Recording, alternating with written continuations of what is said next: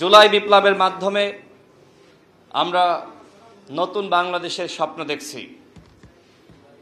সেই স্বপ্ন পূরণে আমাদের করণীয় কি? আমরা কি রাজনৈতিক দলগুলো সঠিক এবং সত্য ন্যায়ের পথে আছি, নাকি আমরা বিভ্রান্ত হয়ে গেছি? এটি নিয়ে এখন আলোচনা করার সময় এসেছে। যারা জীবন দিয়েছে, যারা আহত হয়েছে, যারা রক্ত দিয়েছে, যারা অপমানিত লাঞ্ছিত হয়েছে, তাদের প্রত্যেকের স্বপ্ন ছিল।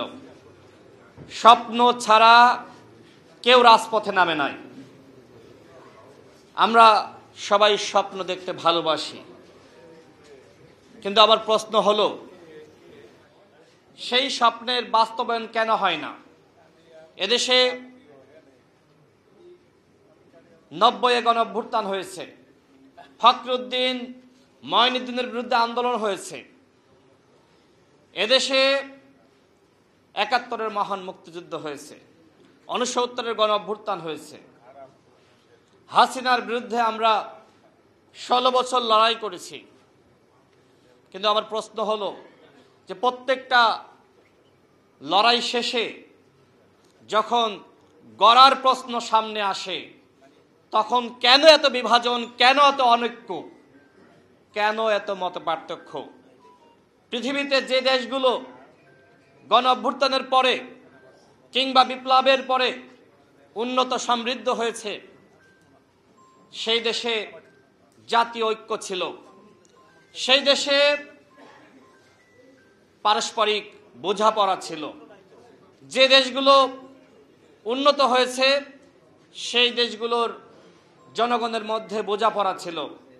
কিন্তু এই বাংলাদেশ একটি মাত্র রাষ্ট্র। আমার কাছে মনে হয় যে গণঅভ্যুত্থানের পরে আমাদের বোঝাপড়ার ঘাটতি, যে কারণে জনগণের স্বপ্ন পূরণ হয়নি।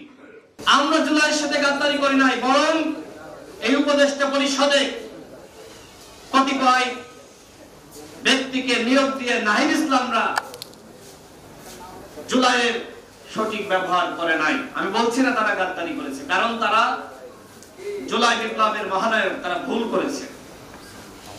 অর্থাৎ কয়েকজন উপদেষ্টাকে নিয়োগ দিয়ে নাহিদ ইসলামরা ভুল করেছে, পুরো জাতিকে সেই ভুলের খেসারত দিতে হচ্ছে। আমি আগেই বলেছি, আমাদের স্বপ্ন ছিল নতুন রাষ্ট্র গঠনের, আমাদের স্বপ্ন ছিল পরিবর্তনের, সেই পরিবর্তন হয়নি। এই সরকারের উপদেষ্টারা তারা বিদেশ ঘুরতে পছন্দ করে,